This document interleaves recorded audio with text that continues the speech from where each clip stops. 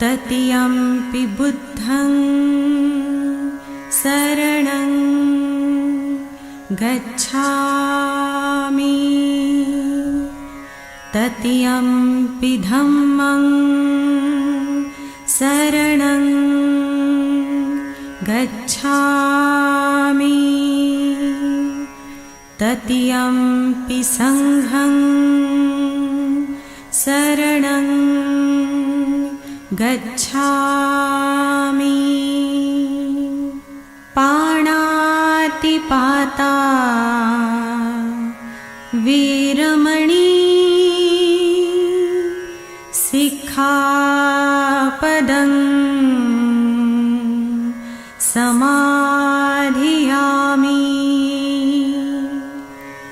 अदिन्नदाना वीरमणि सिक्खापदं समाधियामि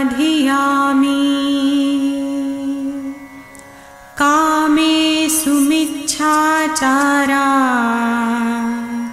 वीरमणि सिक्खापदं समाधियामि मुसावादा वीरमणि सिक्खा। सर्वांना मैत्रीपूर्ण जय भीम। आपण पाहता R K. Bhatkar YouTube channel. R K. Bhatkar YouTube चॅनलवर आपले सहर्ष स्वागत आहे। असेच आमचे नवनवीन व्हिडिओ आवडल्यास आमच्या चॅनलला लाईक करा, कमेंट करा, शेअर करा आणि सबस्क्राईब करायला विसरू नका। सर्वांना मैत्रीपूर्ण जय भीम।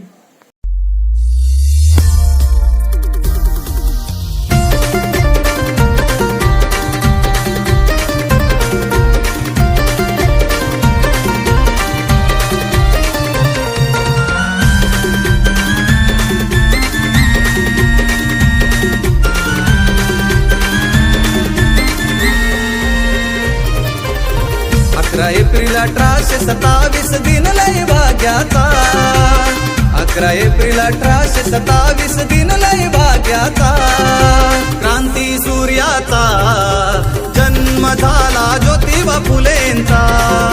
क्रांती सूर्याचा जन्म झाला ज्योतिबा फुलेंचा।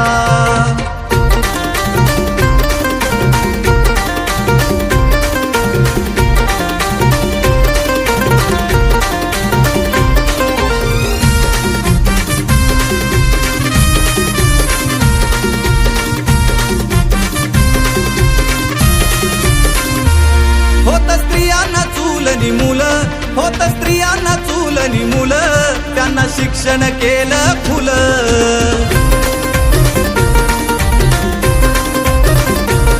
तहानलेल्या दीनदलितांना, तहानलेल्या दीनदलितांना ज्योतिबानी पाणी पाजलं।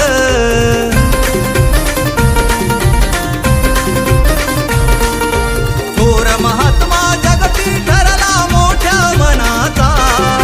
थोर महात्मा जगती ठरला मोठ्या मनाचा।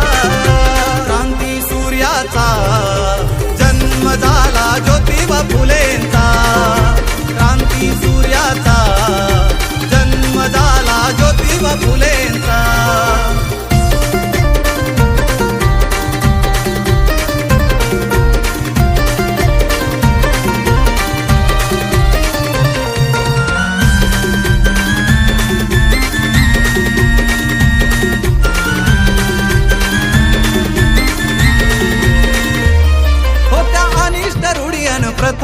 होत्या अनिष्ट रूढियन प्रथा मोडण्या जाती व्यवस्था।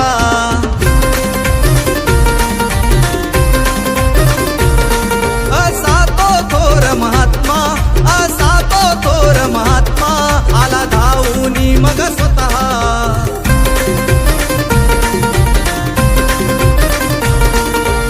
उद्धारक तो ठरला इथल्या कोटी दिनांचा। उद्धारक तो ठरला इथल्या कोटी दिनांचा। क्रांती सूर्याचा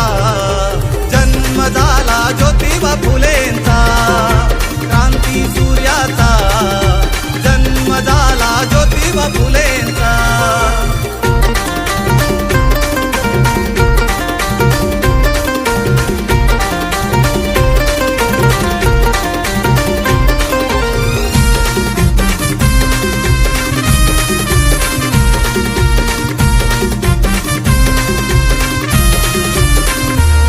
गुलामीचे साखळ दंड, गुलामीचे साखळ दंड, तोडण्या ठोकीला दंड.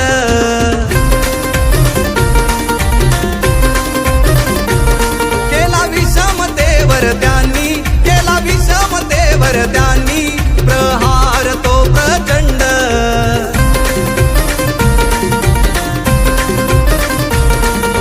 आभारी कायम आहे विकासा त्यांचा ऋणाचा, आभारी कायम आहे विकासा त्यांच्या ऋणाचा. महाकारुणिक तथागत भगवान गौतमिक विश्वरत्न डॉक्टर बाबासाहेब आंबेडकर, ब्रह्मनायक सम्राट अशोक, माता रमाई, माता भीमाई या महामानवांना त्रिवार वंदन. आज भारतीय बौद्ध महासभा यांच्या वतीनं क्रांतीज्योती ज्योतिबा फुले यांची 200वी जयंती संपन्न करण्याकरता या ठिकाणी आपण उपस्थित झालो. त्या प्रसंगी मी सर्वप्रथम आपणा सर्वांचं हार्दिक स्वागत करतोय. आणि कोणताही कार्यक्रम झाला की त्या कार्यक्रमाला अध्यक्षांची गरज असतं, तर आजच्या या कार्यक्रमाचं अध्यक्षस्थान भारतीय बौद्ध महासभेचे पुरुष शाखेचे आदरणीय के.डी. संभाजी सर हे अध्यक्षस्थान स्वीकारतील अशी मी त्यांना विनंती करतोय. सोबतच मार्गदर्शक आदरणीय प्रकाश बोरकर सर हे आपण मार्गदर्शक म्हणून या धम्ममंचावर विराजमान होतील, अशी धम्ममंचावर विराजमान होते अशी ह्या सुद्धा या धम्ममंचावर विराजमान होतील अशी आदरणीय धम्ममंचावर त्यांची 200वी जयंती आहे. त्या जयंतीनिमित्त महात्मा ज्योतिबा फुले यांना भारतीय बौद्ध महासभा संता संघ सार्वजनिक सिद्धांत भाषणालयाच्या वतीने विनम्र अभिवादन, कोटी कोटी प्रणाम. आणि यानंतर आपल्या शुभेच्छापत्र मनोगत व्यक्त करण्याकरता मी धर्मपालजी डोंगरे यांना विनंती करतो की त्यांनी आपलं थोडक्यामध्ये शुभेच्छा दुःखमुक्तीचा मार्ग दाखवणारे तथागत गौतम बुद्ध, विश्वरत्न परमपूज्य डॉक्टर बाबासाहेब आंबेडकर, आज त्यांची जयंती आहे. ज्योतिबा फुले यांना आणि सर्व महान विभूतींना त्रिवार वंदन. आणि मंचावर बसलेले विराजमान झालेले मान्यवर आणि सावित्रीबाईच्या लेखी ज्या आज मंचावर उपस्थित विराजमान झाल्या हे काही कमी नाही आहे.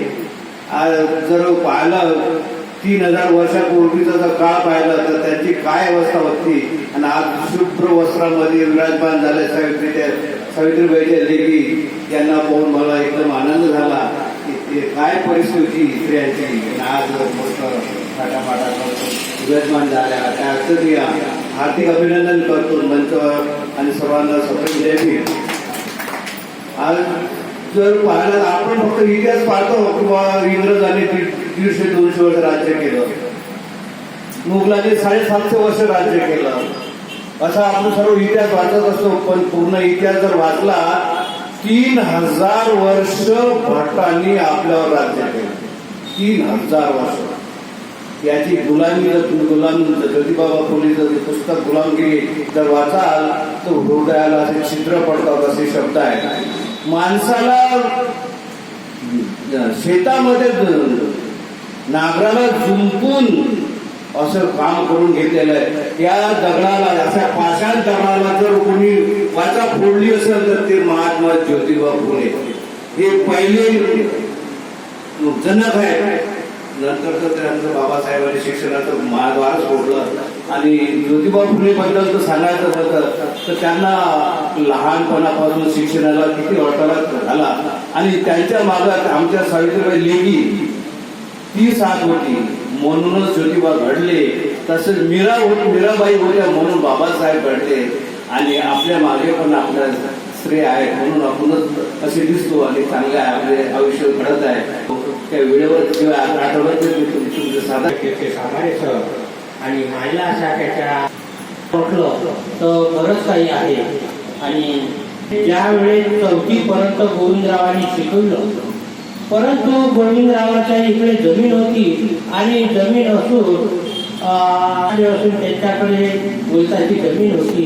8वी वर्ग शिकल्यानंतर त्या कुलकर्णीनं महात्मा ज्योतिबा फुले पुढे शिक्षणासाठी गोविंदरावांना इतका विरोध केला की देऊ नका असा आग्रह केला.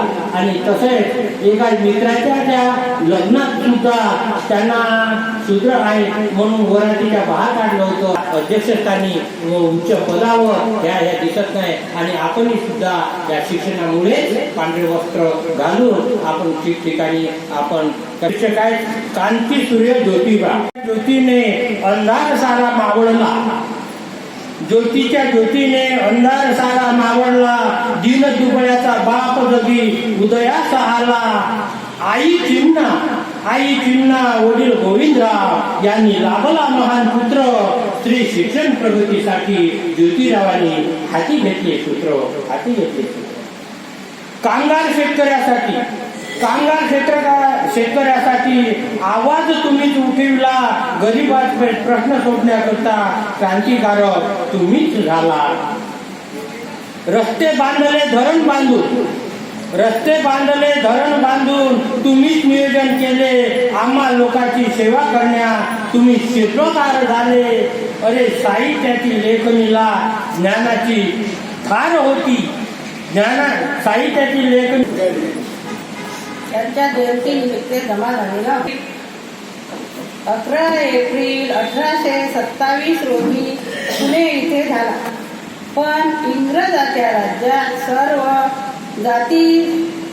सर्व जातींच्या मुला मुलींसाठी शाळेचे दरवाजे खुले तो शिस्त होईल अशा धाक दाखवल्यामुळे गोविंदरावांनी ज्योतिबांना शाळेतून काढले. शेजाऱ्याने चांगला सल्ला दिल्यामुळे ज्योतिबाला पुन्हा शाळेत टाकण्यात आले. पहिल्यांदा अस्पृश्य मुलींसाठी शाळा सुरू करून आपण समाजसेवेचा आरंभ केला. त्यांची पत्नी सावित्रीबाई निरक्षर होती. त्यांनी तिला स्वतः शिकविले व मुलींच्या शाळेवर शिक्षिका केले. ज्योतिबांनी सत्या जयंतींना शुभेच्छा देते आणि इथेच थांबते. धन्यवाद. जय भीम. नमो बुद्धाय. आंबेडकर, महात्मा ज्योतिबा फुले, माता रमाई, माता भीमाई यांना मंचावर फुले यांच्याविषयी बोलायचं म्हणजे खूपच आहे. पण आपल्याला तर एवढं नाही बोलता येत. पण जे बोलायचं ते आज महात्मा ज्योतिबा फुले होते म्हणून आपण इथं आहे या स्टेजवर बोलायची माझी हिंमत झाली नाही. तर आजपर्यंत कधीच अशी हिंमत नव्हती होत. आणि कोणी म्हणत पण नव्हते की जा 2 शब्द बोला म्हणून. आणि हे भारतीय वर्तमान सभेत आले तिथं आल्यानंतर तर सगळ्यांना चान्स आहे की 2 शब्द बोला, 2 शब्द बोला. त्याच्यामुळे थोडीशी आमची हिंमत वाढत आहे. नाही तर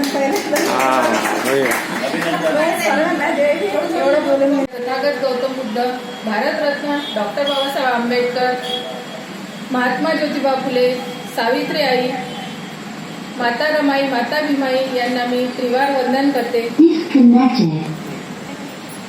आजच्या कार्यक्रमाचे अध्यक्ष सांबारे सर आणि मार्गदर्शक बोरकर सर आणि बडनेरा महिला शाखेच्या अध्यक्षा संगीताताई बागडे यांना माझा जय भीम. आणि इथे उपस्थित सर्व भारतीय बौद्ध महासभेचे पदाधिकारी यांना सुद्धा माझा जय भीम. आज महात्मा फुले यांची जयंती आपण साजरी करत आहोत. महात्मा फुलेंची जयंती ही फार मोठ्या प्रमाणात साजरी केली पाहिजे असं मला वाटते. महात्मा फुलेंनी आपल्यासाठी स्त्रियांसाठी खूपच केलेलं आहे. महात्मा फुले जर नसते तर आपण एवढे उच्च पदावर गेलोच नसतो आणि आपली प्रगती झाली नसती. आणि मी इथे बोलत आहे माझ्यात अशी हिंमतही सुद्धा आली नसती. त्यामुळे महात्मा फुलेंना आज जयंतीनिमित्त हार्दिक शुभेच्छा देते आपण सर्वांना आणि थांबते. जय भीम सर्वांना. भगवान भारतीय राज्यघटनेचे शिल्पकार डॉक्टर बाबासाहेब आंबेडकर या महामानवाला मी त्रिवार अभिवादन करते. तसेच माता रमाई, माता भीमाई, माता सावित्री यांनाही त्रिवार वंदन करते. धर्मपीठावर उपस्थित असलेले बोरकर सर, सांबारे सर, डॉक्टरताई यांनाही जय करते. तसेच भारतीय बौद्ध सभेचे सर्व पदाधिकारी यांना माझा सप्रेम जय. आपण इथे आज ज्योतिबा महात्मा ज्योतिबा फुले जयंतीनिमित्त उपस्थित झालेले आहोत. यांना माझा त्रिवार वंदन करते. यांना मी त्रिवार वंदन करते. अखंड अविरतपणे फिरणाऱ्या काळाच्या चक्रावर काही शतके असे असतात की ती केवळ कालखंड राहत नाही, तर ती एका नव्या युगाची सुरुवात करतात. त्या शतकांना एखाद्या युग महात्म्याचे स्वप्न पडते आणि ते केवळ स्वप्न नव्हते, तर ते एक जिवंत चेतनादायी त्यांचे कैवारी आणि स्त्रियांचे उद्धार करते. महात्मा ज्योतिबा फुले सत्याच्या पालनवाला तो धन्य ज्योतिबा झाला. पतितांच्या पालनवाला तो धन्य महात्मा झाला. 11 एप्रिल 1827 रोजी सातारा जिल्ह्यातील कडगुण या गावी चिमणाबाई आणि गोविंदराव यांच्या पोटी एका साध्या अशिक्षित माळी कुटुंबात या महान व्यक्तीचा जन्म झाला. लहानपणी त्यांच्या जीवनात एक असा प्रसंग घडला ज्यामुळे त्यांच्या अंतःकरणात क्रांतीची ठिणगी पेटली. एका ब्राह्मण मित्राच्या लग्न समारंभात त्यांना केवळ शूद्र समजून अपमानित करण्यात आले आणि मिरवणुकीतून बाहेर काढण्यात आले. त्या अपमानाने त्यांची ज्योत विझली नाही, उलट ती प्रखर क्रांतिज्योतीत परिवर्तित झाली होती. त्यांनी मुलींसाठी भिडेवाडा येथे पहिली शाळा सुरू केली आणि स्त्री शिक्षणाची क्रांती घडवून आणली. जिच्या हाती पाडण्याची दोरी ती जगाला उद्धारली. ही भावना त्यांनी समाजापर्यंत पोहोचवण्यात महान कार्य केले. त्यांच्या या महान कार्यात त्यांच्या पत्नी क्रांतिज्योती सावित्रीबाई फुले यांनी खांद्याला खांदा लावून साथ दिली. आले जरी कष्ट दशा अपार न टाकती धैर्य, तथापि थोर या न्यायात त्यांनी कधीही हार मानले नाही. त्यांनी स्वतःच्या घरातील पाण्याचा हौद अस्पृश्यातील खुला करून परिवर्तनाची सुरुवात स्वतःपासून सुरू केली होती. म्हणूनच ज्योतिबा फुले हे केवळ विचारवंत नव्हते, तर ते कृतिशील क्रांतिकारी होते. ज्या समाजाने त्यांच्यावर शेण दगड फेकले त्या समाजासाठी त्यांनी ज्ञानाची आणि क्रांतीची फुले अर्पण केली. समाजसेवेच्या घटाळ मार्गावर चालत त्यांनी या समाजात अनंत उपकार केले आहे.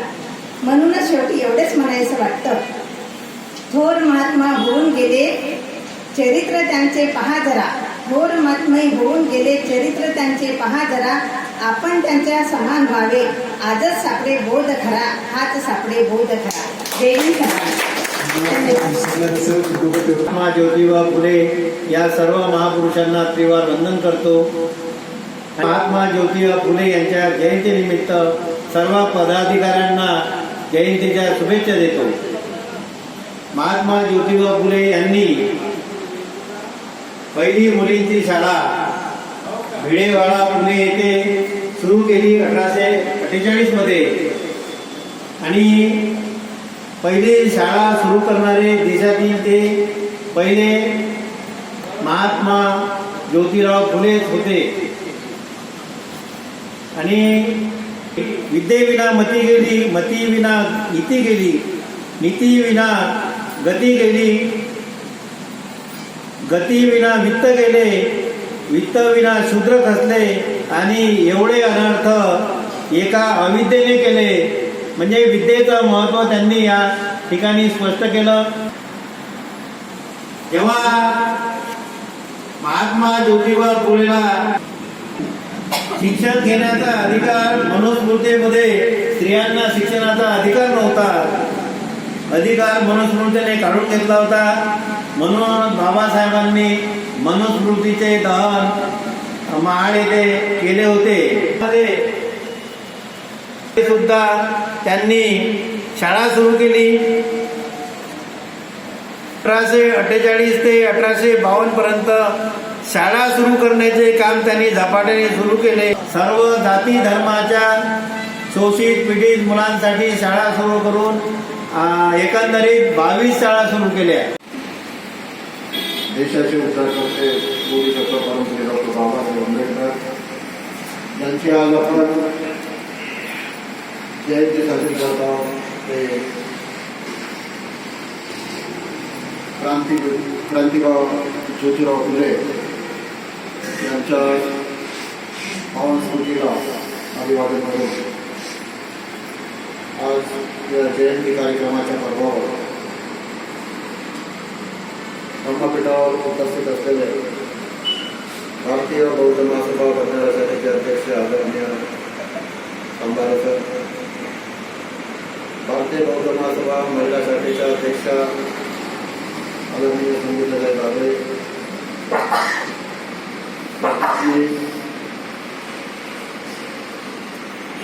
नाही प्रॉफिटनीच आहेत का आहे ताई आणि विशेषतः सभागृहामधलं 100% महिलांचं संबोधन झालं त्या उपस्थित त्या ठिकाणच्या कार्यकर्ताई, त्याचप्रमाणे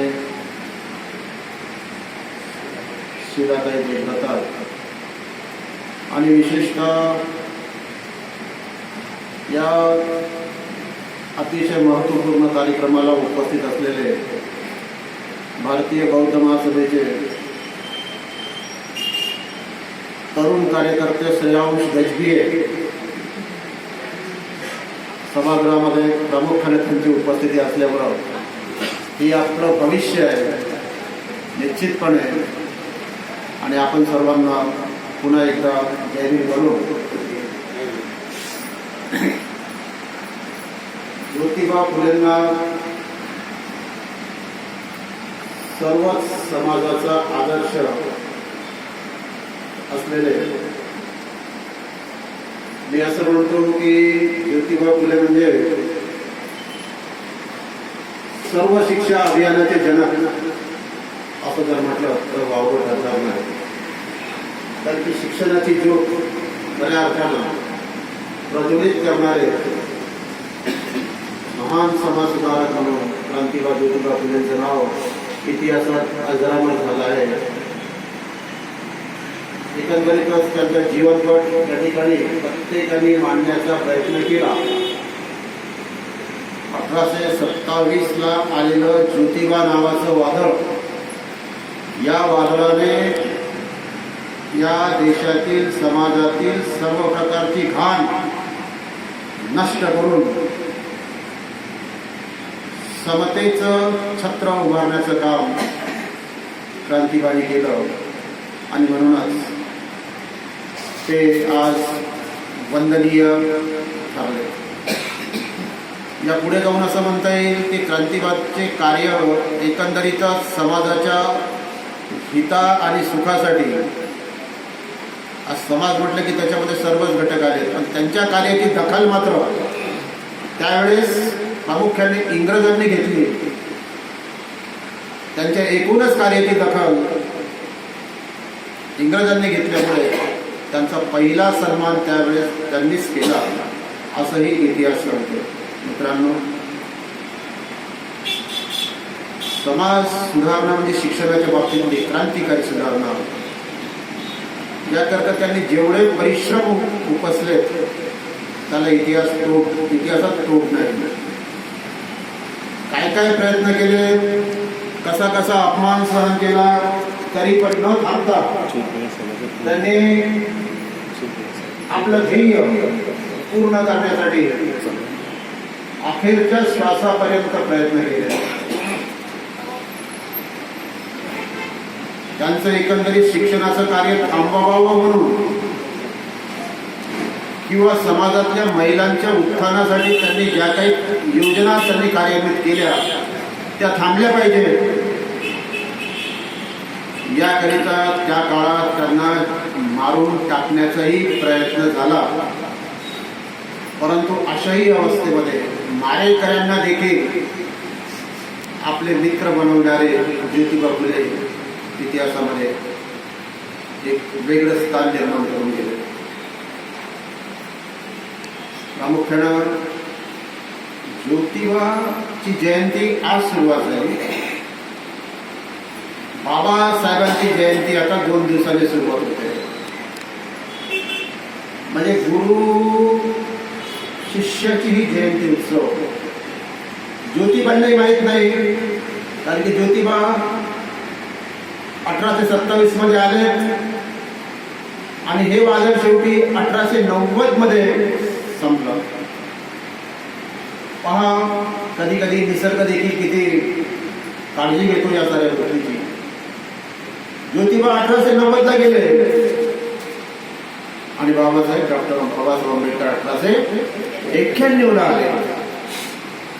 हा एकंदरीत योगायोग म्हणावा की निसर्गाचं काय म्हणावं, हा देखील एक संशोधनाचा विषय ठरावा. ज्योतिबांनाही माहीत नसेल की जगातला विद्वान डॉक्टर त्यांचा